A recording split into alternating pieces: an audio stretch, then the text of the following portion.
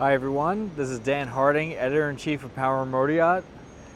Today I find myself in Fort Lauderdale aboard Maritimo's new M75. This is one of the bigger debuts to come out of the Fort Lauderdale boat show, and lucky enough to meet up with the boat here just a couple weeks later. Kind of a perfect Maritimo weather day.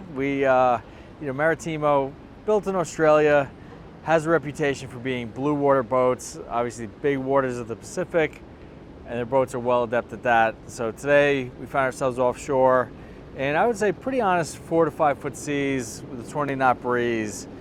And what was really cool is that just the boat was comfortable from every angle. It really, head sea, beam sea, all sorts of twists and turns.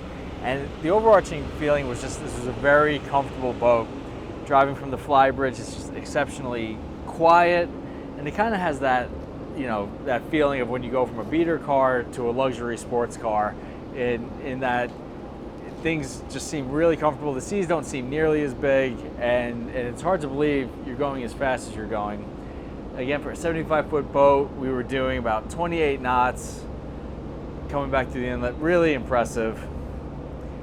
Speaking of what's impressive here, there's I believe they call this the Maritimo calls it the adventure deck, which you could have obviously your tender on the high-low platform in the back, but a ton of space here for whether you're just sitting out and grilling. You get a grill and sink and fridge under there. This is where you cook out, swim, hang out, get the water toys and the paddle boards ready. Wing stations on both sides. Exceptionally impressed with how this boat handles, but also our captain for today, Captain Tom, he took this boat out of a slip that I swear you couldn't fit a grilled cheese sandwich through the side of us, between us and a brand New Zealander. I like that you have the Garmin MFT here. Keep apprised of the situation.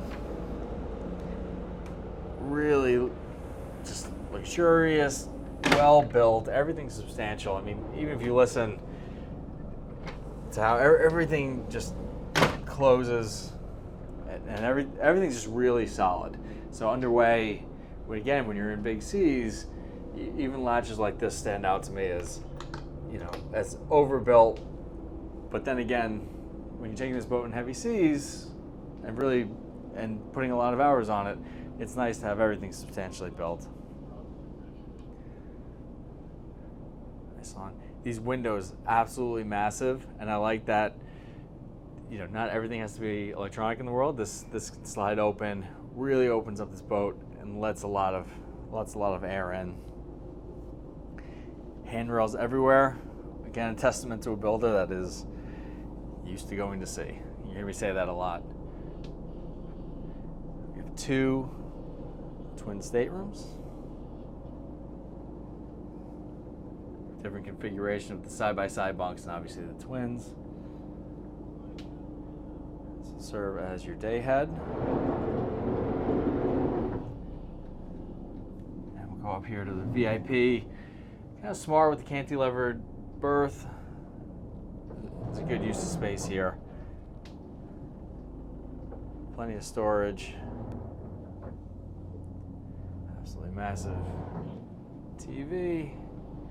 And your ensuite head.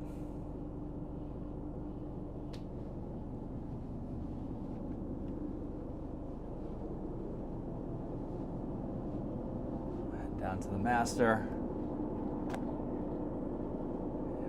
Full beam. It's a little bit shorter than I might have expected on the 75-footer, but I think that's for good reason. Sometimes I find that the space in this general area, it really kind of goes wasted, right? So there's plenty of room. You can maneuver all the way around, and with the shortened stateroom space, which really is hard to say that this is short and say that with a straight face. But what it affords is this really nice head, shower, a lot of space in here, and plenty of storage. And I think, again, if you're going to spend months at a time on a boat like this, you definitely would make that trade-off to have more functionality. more hanging lockers.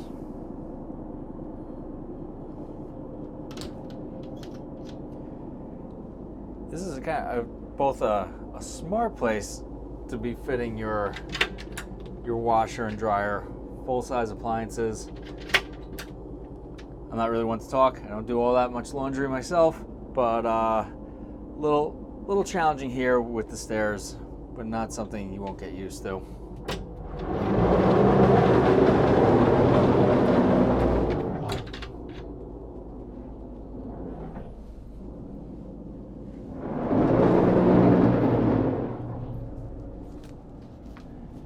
Here we have 1,625 horsepower MTUs in this boat.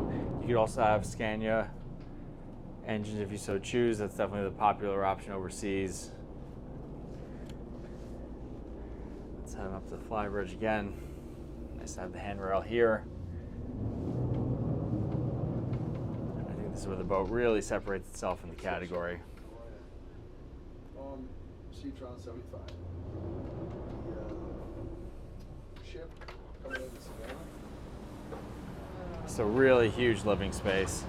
Really a true second salon. It's a lot of different social spaces.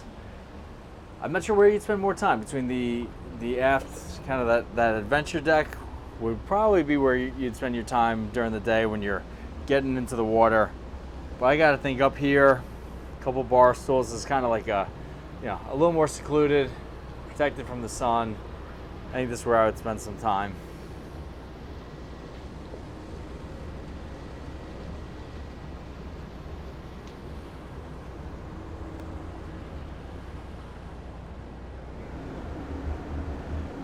Now here's just a quick look down here at the stern.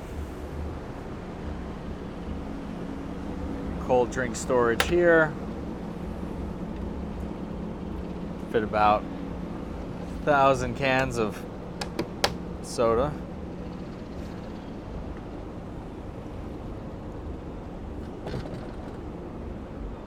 Wouldn't be an Australian boat without a nice sized barbecue aft. Again, I just think this is where you're gonna spend a lot of time. I'm gonna take a quick look here. Let's climb down into the engine room.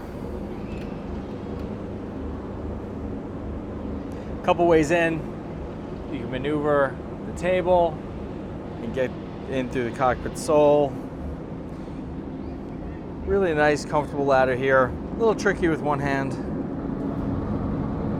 but not too bad. A lot of different options of what you can do in this space.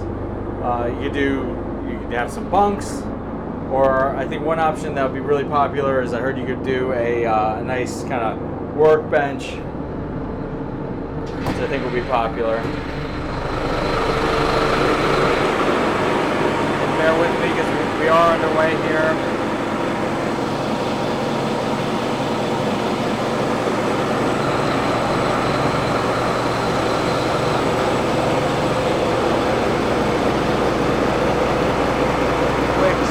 You can have a seatkeeper as well.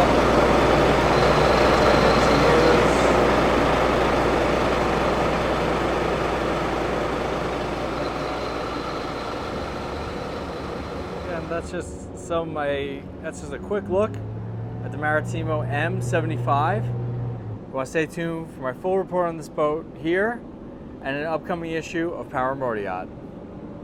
Until next time, we'll see you guys on the water.